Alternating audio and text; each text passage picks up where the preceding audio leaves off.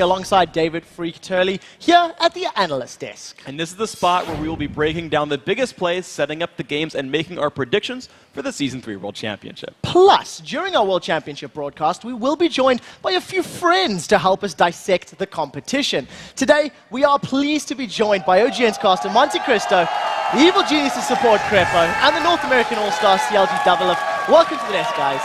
Thanks, guys. Well, before we get to the action on the Rift, we do need to set up how the Season 3 World Championship works. You guys may want to be taking some notes. There are 14 teams competing in this tournament. 3 from North America, 3 from Europe, 3 from Korea, 2 squads from Southeast Asia and Taiwan, as well as 2 from China, and 1 more from the wildcard team. And the top seeds from North America, Korea, China, and Southeast Asia, Taiwan, all got buys into the quarterfinals because of their region's performance at the 2013 All-Star event. Yeah, what that actually means is that North America's Cloud9, China's Royal Club, Korea's Najin Black Sword, and Southeast Asia's Gamma Bears are automatically into that top 8. Joining those 4 squads in the quarterfinals will be the top 4 teams from the group stage that's kicking off here today. And the winners of those quarterfinal best-of-3 series move into the semifinals, taking place September 27th and 28th at the Galen Center, which is the home of the Season 2 World Championship. And now, heads up, guys, there are still a few tickets available for the semifinals if you want to see the top 4 teams in the world live. Head over to lolesports.com/tickets for information on how to get your seats. Yeah, both of those semifinal series will be best of 5, with a victor moving into the grand finals that are being held at LA's Staples Center on October the 4th. And that's going to be an incredible event at an amazing venue because the 2 top teams in the world are competing in a best-of-5 for the Season 3 title and the Summoners Cup. All right, so now you know where the journey ends. Let's dial it back a notch and bring it back to the beginning. Today, the World Championship tournament kicks off with the group stage. The 10 teams who didn't get a first-round bye have been divided into 2 groups. And after much deliberation, focus testing, we've decided to call them Group A and B. But for the group stage, each team will play each other team in the group twice. After that, each team, after they play their 8 games, the top 2 teams from each group will advance to the quarterfinals to face their opponents. All right, let's actually take a look at that group stage, starting with Group A. It is, of course, the first team going to be the international wildcard champs, Lithuania's Gaming Gear EU. We're also going to see Korea's 3rd seed, SKT T1, as well as China's 2nd seed, OMG. And rounding out the group is Europe's runner-ups, the Lemon Dogs, along with North America's 2nd squad, Team Solo Mid. All right, now that we have met the teams behind door number 1, let's take a look at the 5 squads over in Group B, starting with the only team to win their region, but not get a bye, Europe's Fnatic. And Gambit will also be repping Europe in that group, along with the Philippines' Mineski, North America's Vulcan, and Korea's Samsung Galaxy Ozone, the team formerly known as MVP Ozone. Those are the 10 teams fighting for only 4 spots in the quarterfinals. But right now, I do want to concentrate on 5 of them. The teams in Group A. So that includes OMG, Lemon Dogs, SKT, TSM, and Gaming Gear. And let's actually open this one up to the panel. I want to ask you guys, which 2 teams do you think are actually going to advance out of Group A and into the quarterfinals? Let's kick this one off with Monty. Well, I believe that SK Telecom is the favorite for the entire World Championship, so I'm definitely picking them to make it out of the groups. Beyond that, I think it's a tough call, but I'm going to take OMG. They were very consistent in China up until the regionals where they took 2nd place. But Lemon Dogs is a big threat as well. Nuke Dog is a very good mid laner, but OMG, SKTT1 for me. Freak, what about yourself?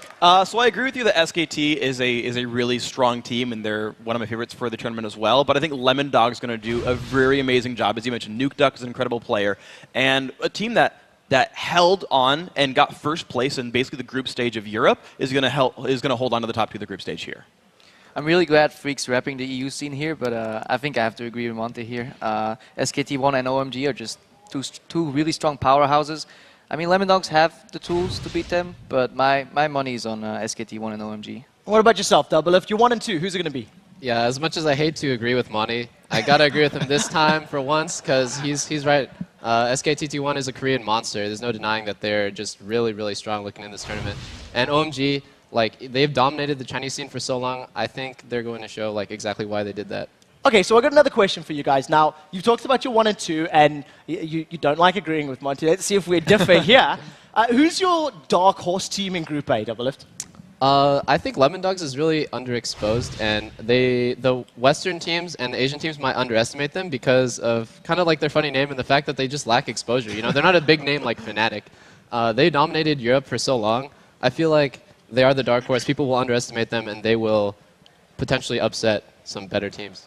Crepper? I completely agree with Doublelift here. Like, Lemon Dogs were undervalued and underexposed. Their top laner and their mid laner have a really interesting synergy that might actually upset all of these teams. Although they have this specific style of playing, but I think the Asian teams have really good scouting, as Monte can probably second me on that one. Yeah, and Lemon Dogs has a specific style of playing. I'm picking them for my dark horse too, and even though it probably has been scouted out, they were #1 in the EULCS regular season for a reason, and they shouldn't be underestimated here. So. Well, you're absolutely right. They shouldn't be underestimated. And you guys are all crazy because Lemon Dogs are going to take top 2. That doesn't make them a dark horse in the first place. To me, the dark horse is actually Gaming Gear because I think everyone's underestimating them very heavily, but they have the absolute potential to take games off people. And we'll have to see if they can make it work. The key to taking those games is going to be with the players themselves. And for many of the people tuning into this broadcast, they'll be seeing a lot of these teams and a lot of these players competing live for the very first time. So for those of you who have never watched SKT's world-class mid laner, Faker, he's my pick as far as the player to watch is concerned. He's really dominated the Korean mid lane scene, and I think every mid laner in the world wants to tee up against him and see how they do. So that's who I'm going to be watching. I want to know who are you guys going to be watching for the rest of Group A. Monty, your thoughts? Of course we can talk about Faker all day, but for me, it's Pumandu from SK Telecom T1. He's their captain. He's the heart of the team, an extremely aggressive support player, known for picking up First Blood, and Nami and Zyra, his 2 champs of choice. So aggressive support player known for stealing First Blood. Scumbag Crepper, your player to watch? Yeah, that was kind of my pick as well. Thank you, Monty.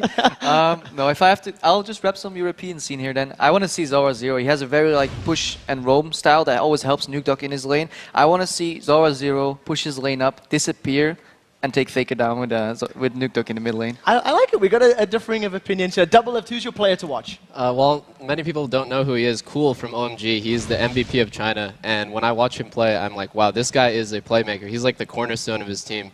I feel like if Cool has a good game, there's no way OMG can lose. All right, well, for me, I got to go with another mid laner, though, but Reginald from TSM. I think that he will determine whether TSM does well or crashes and burns in the group stage here. So eyes are on him for the Group A North American Hope. A lot of pressure is going to rest on these players' shoulders to help their team get through the groups. And we'll be seeing those players get into action as soon as the Season 3 Championship kicks off with 5 games in Group A. Up first, the international wildcard champs Gaming Gear EU take on North America's Team Solo Mid. After that, it's Korea's SKT T1 versus Europe's Lemon Dogs. And the third game will be Team Solo Mid once again, this time challenging China's OMG. And that's followed by the Lemon Dogs trying to take a bite out of Gaming Gear EU, and OMG looking to take down SKT1. Then, after a quick reset here in the studio, Group B takes the Rift for 5 more matches, starting with North America's Vulcan taking on the European champions Fnatic. All right, now it is time to put you guys on the spot and get your predictions on which teams will win the first 3 games of the day. Full disclosure here, we are actually going to be tracking all of your answers throughout Worlds, so good luck, have fun, and no pressure. Up first, Lithuania's Gaming Gear, who's coming into this World Championship group stage as a bit of an underdog, taking on North America's most popular squad, Team Solo Mid. So Freak, who's going to win it? So, although it just said that the dark horse was Gaming Gear and that they were going to look really good, I think there's like a small edge to TSM, but it's like 60-40. It's close. Monty? Yeah, I agree with Freak. I think this one's really difficult to call because we've seen Mazarin and Alanir's synergy when it comes to taking down enemy mid laners. Key to beating TSM is taking down Reggie, but I still have to say TSM for me too. I'm going to go with TSM. As well, I think TSM has the edge here, but like Monty said, if Mazarin has a good game, the EU mid-meta game is so far ahead of the other regions. I feel like Mazarin can definitely beat Reggie.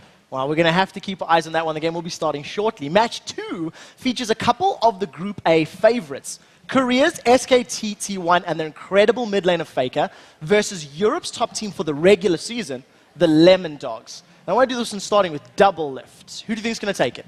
Well, SKT1 is just a monster, dude. They're too godlike right now. Like, it's too... I would say it's really ambitious to say Lemon Dogs is going to take this one, so I'm going with SKT. Creppo, you know Lemon Dogs pretty well. What do you think? I know them really well. They're good friends of mine. I'd love for them to win, but not picking SKT1 here would piss off a certain analyst out there.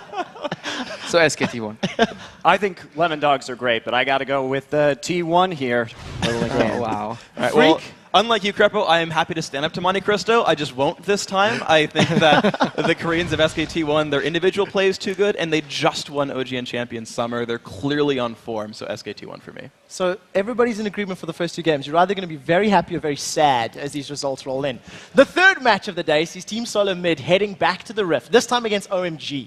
Now, they were the first team in China for most of Season 3, and of course they have that Chinese MVP that Doublelift was talking about, Cool. He's running in the mid lane, of course. So, Monty, your thoughts on the Chinese powerhouse, and we'll see how they're going to do against TSM? I think this is actually a really bad matchup stylistically for TSM because both teams really like to 5v5 fight. However, OMG's team fight is nearly perfect, and it has been for quite some time. So you want to beat OMG, you split push. I don't see TSM coming out. OMG for this one. Crepo? If you see who OMG has been playing the entire season, and they have like a team fight style, which TSM generally likes doing as well, early dragons, contesting that and all, I see no way OMG is going to lose this one. Ooh, strong words. Doublelift? As well, I think TSM will fall right into the Chinese metagame, which is exactly what OMG wants because they're the best at that. They're the best at team fighting, and TSM wants a team fight, which is not what you do to win against OMG. I think you guys are counting out TSM a little bit too much. No, to be fair, my pick is also OMG. I think they're stronger. But I think they're stronger in individual play, more so than on team mechanics. TSM's been team fighting longer than OMG has. They've got synergy there. They can actually play that game just fine. But I think they'll fall behind early, and that's why OMG wins. Well, maybe TSM will pull out something exciting like a Xin Zhao Annie bottom lane. We'll see. Now that you guys have heard our predictions, we want to hear yours. So hit us up on Twitter and tell us who do you think is the strongest team in Group A and why. Our Twitter handle is @LOL Esports, and be sure to use the hashtag Worlds. We'll be reading our favorite responses later on in the show, and if we pick yours, you'll win a Logitech G602S gaming mouse. Yep. Then, when you're done making your champ selection, head over to lolesports.com and try to predict the outcomes of all of today's group stage games. Click on Schedule in the top right, go to day 1, and give a thumbs up to the teams you think will